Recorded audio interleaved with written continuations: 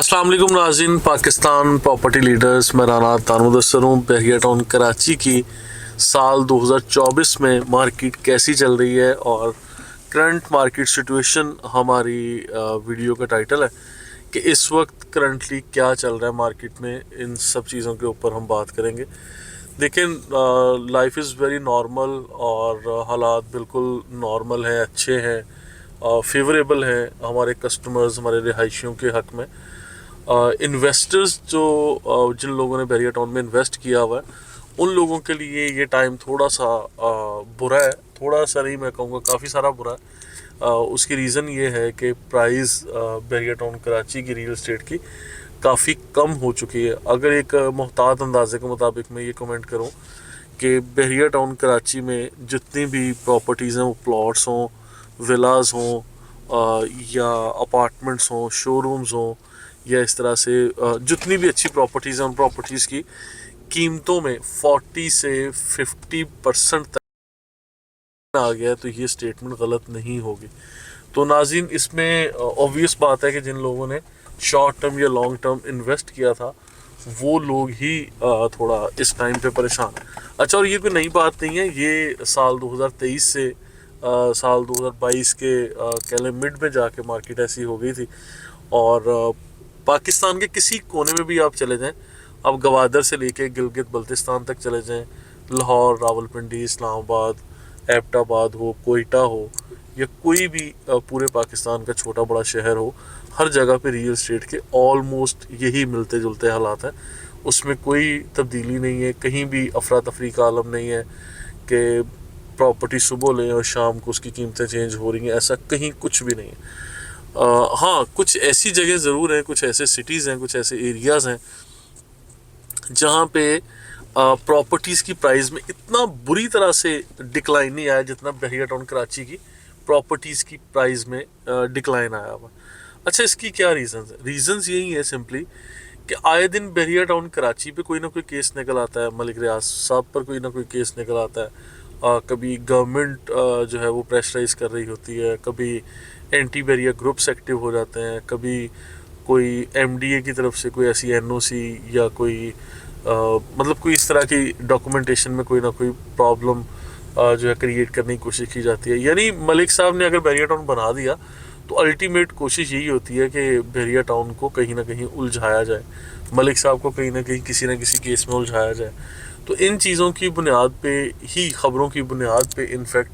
होता ही है कि बहरिया टाउन कराची की रियल एस्टेट मार्केट डिपेंड कर रही होती है। तो मेरा आप लोगों को मैसेज ये है, हमारे कस्टमर्स को, हमारे इन्वेस्टर्स को, हमारे यहाँ पर रेगुलर काम करने वाले जो मेंबर्स हैं उन सबको, कि ये जो आपको मजबूत असाब का मालिक बनना होगा। आपको जो वक्ती तौर पे आने वाली खबरें हैं इनको बुनियाद बना के अगर अपनी इन्वेस्टमेंट को छेड़ना है या अपनी इन्वेस्टमेंट को मैनेज करना है, फिर आप गलत कर जाएंगे, फिर आप लोग मतलब अच्छा फ़ैसला नहीं कर पाएंगे।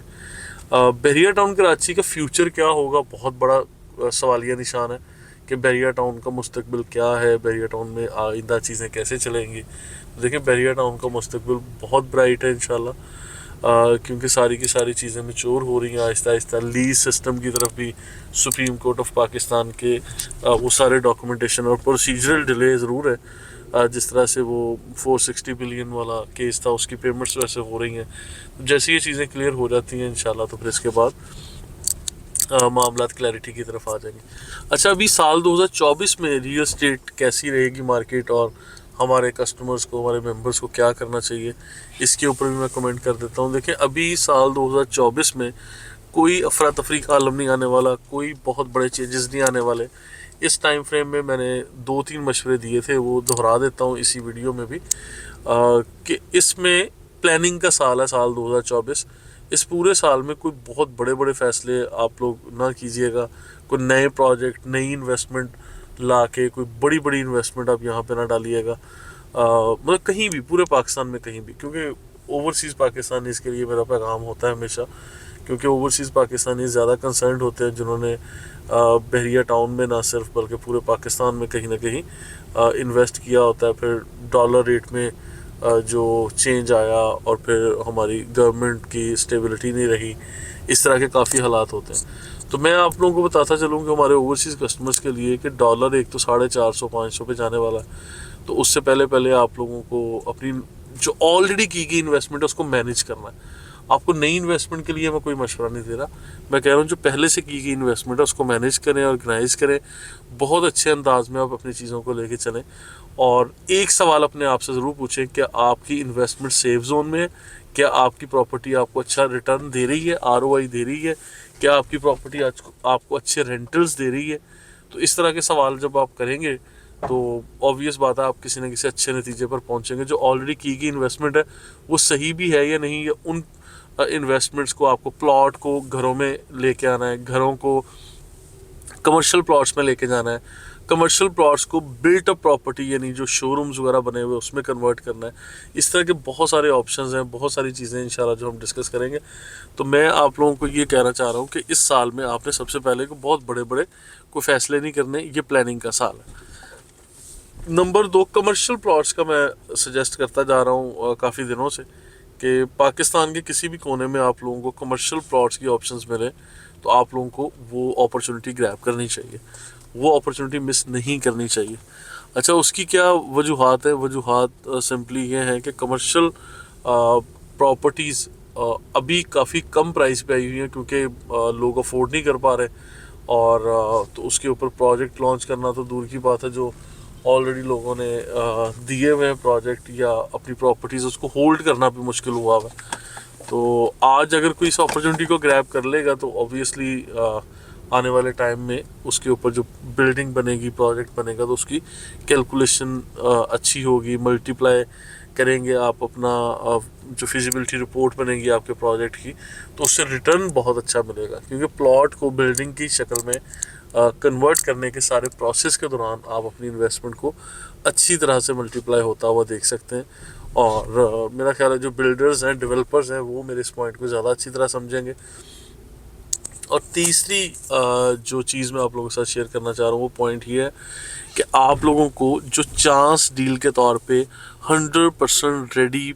Possessionable property, built up property अगर कोई मिले और वो चांस डील हो, चांस डील को देखें डिफ़ाइन करना आजकल वैसे मुश्किल हो गया, या चांस डील का वर्ड, ये डील ऑफ द डे का वर्ड ही बदनाम हो चुका है। कहते हैं जी आए दिन कोई सस्ती प्रॉपर्टी आती है और उसको चांस डील का नाम दे दिया जाता है। मैं ये कहता हूँ कि देखें, अगर तो आप लोगों को फॉर एग्जांपल एक घर है, उसकी वो चांस डील कैसे कहना है आपने? एक घर है, अगर वो 200 गज का है या 500 गज का है, उसकी प्लॉट की प्राइस और जो कंस्ट्रक्शन मटेरियल की कॉस्ट है उसको अगर आप लोग देख के कैलकुलेट कर लेते हैं और आपको अंदाज़ा हो जाता है कि कितना इसके ऊपर मटेरियल लगा हुआ है, कितनी कॉस्टिंग आजकल क्या आती है, पहले क्या आती थी, और अगर आपकी वो कैलकुलेशन के अंदर अंदर वो चांस डील आ जाती, फॉर एग्जांपल प्लॉट की प्राइस और जो 500 गज का घर जब बनाने जाते हैं तो उसकी कॉस्ट अगर आपकी कुल मिला के जो आती, फॉर एग्जांपल अगर हम कहते हैं जी 5 करोड़ रुपए आती है कंस्ट्रक्शन कॉस्ट और कॉस्ट ऑफ प्लॉट, यानी cost of land plus cost of construction, अगर ये दोनों चीज़ें 5 करोड़ की आती हैं और जो ऑनर है घर का वो 5 करोड़ में ही उसको बेचने के लिए आज तैयार है, तो समझ लें आपको अच्छी डील मिल रही है। अगर 5 करोड़ की कीमत से कम पे दे रहा है तो भी समझिएगा अच्छी डील मिल रही है। ये प्राइस में कोई यानी फाइनल प्राइस नहीं बता रहा हूँ, ये मैं सिर्फ एक रफ आइडिया दे रहा हूँ। तो अगर तो उससे ज़्यादा कोई 8 या 10 करोड़ पे कोई डिमांड कर रहा है तो ऑब्वियसली वो नॉर्मल डील है, मार्केट के मुताबिक ही कर रहा है, वो अपना प्रॉफिट भी बीच में डिमांड कर रहा है। लेकिन अगर आप लोगों ने कैलकुलेशन करनी है तो फिर इस तरह करें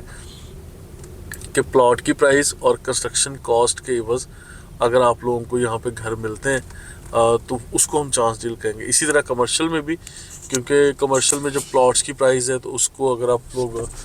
देखते हैं पर स्क्वायर फीट रेट निकालते हैं, कंस्ट्रक्शन का भी और फिजिबिलिटी भी निकालते हैं, सेल के हवाले से भी, तो शोरूम्स की प्राइस भी आपको मिल जाती है और शोरूम्स की प्राइस भी अब काफ़ी सस्ती हुई है। और इसी तरह से जो रेडी प्लॉट्स हैं जिसमें रेजिडेंशियल भी कमर्शियल भी दोनों की मैं बात कर रहा हूँ, तो इसमें चांस डील सिर्फ वो बनेगी जो 100% पोजेशनेबल प्लॉट है, जो कोई डिस्प्यूटेड ना हो, कोई अंडर डेवलपिंग एरिया ना हो, कोई ऐसा ना हो कि यहाँ पे तो अभी डेवलपमेंट होनी है, यहाँ पे तो अभी फलां काम होना है, अभी पोजेशन नहीं दिया गया सोसाइटी की तरफ से। मैं सिर्फ बैरिया टाउन की बात नहीं कर रहा हूँ कि एनी वेयर इन पाकिस्तान कहीं भी अगर कोई चांस डील आपको मिलती है तो आपको लेनी चाहिए, लेकिन उसके लिए शराइत क्या है, डॉक्यूमेंटेशन क्लियर हो और पोजेशन वाला एरिया हो, 100% क्लैरिटी के साथ हो, और कैलकुलेशन का तरीका मैंने बता दिया है कि आप लोगों को बिलो द लाइन यानी जितना इन्वेस्ट किया गया था आप समझ लें कि उससे भी कम प्राइस पे कोई डेस्परेट सेलिंग आएगी, कोई मजबूरी में बेच रहा होगा, तो आप लोग ऐसी डील निकाल के उसको चांस डील कह सकते हैं। तो लिहाजा अभी की मार्केट नॉर्मल है, और इस साल में हमारे वो कस्टमर्स जिनको हम एंड यूज़र्स कहते हैं या हम कस्टमर कहते हैं, क्लाइंट कहते हैं, जिन लोगों ने आके जेन्युइन यहाँ पे रिहाइश करनी है अपनी, हम उन लोगों को इनवाइट कर रहे हैं कि आप लोगों के लिए ख़रीदारी का बेहतरीन वक्त है। क्योंकि जब नॉर्मल हालात होते हैं, सारी चीज़ें नॉर्मल मार्केट चल रही होती है, तो उस वक्त क्या होता है कि एक स्पेसिफिक एरिया में अगर कोई इन्वेस्टर बाइंग शुरू कर देते हैं तो वहाँ पे कीमतें ज़रूरत से ज़्यादा बढ़ती चली जाती हैं, आर्टिफिशियल गेन भी आता है, एक आर्टिफिशियल बबल क्रिएट कर लिया जाता है, और इस तरह से फिर मार्केट ड्राइव की जाती है, मार्केट को डायरेक्शंस मिल रही होती हैं कि मार्केट इस तरफ चलेगी, इतनी प्राइस होगी, ऐसा होगा। लेकिन अभी क्या है, अभी चीज़ें मतलब अगर कोई प्रॉपर्टी सेल के लिए आ रही है तो कोई उसकी फ़िक्स प्राइस नहीं है, कोई उसके लिए कोई हार्ड एंड फास्ट रूल नहीं है। मतलब whatever the price you are going to offer that will be the price of the market, और वही ट्रेंड सेट हो जाएगा जिसके ऊपर आप अपनी डील को फाइनलाइज करने में कामयाब हो गए। तो आई बिलीव कि ये काफ़ी अच्छी ऑप्शन होगी अगर आपको कोई commercial unit, apartment, shop, office, showroom, commercial plot, residential plot या बना बनाया घर और ऑलरेडी रेंट आउट प्रॉपर्टीज़ भी आप लोगों को इस तरह से मिल जाती हैं। अगर ये प्रॉपर्टीज़ आपको निहायत कम पैसों में मिलती हैं और जिसे हम चांस डील कहते हैं, तो चांस डील को मिस नहीं करना चाहिए। और मज़ीद अगर कोई आपके कंसर्न्स हो, सवाल हो, तो आप ज़रूर हमें लिखिए, हम फर्दर इंशाल्लाह इंफॉर्मेटिव वीडियोज़ उस पर रिकॉर्ड करेंगे। Thank you so much.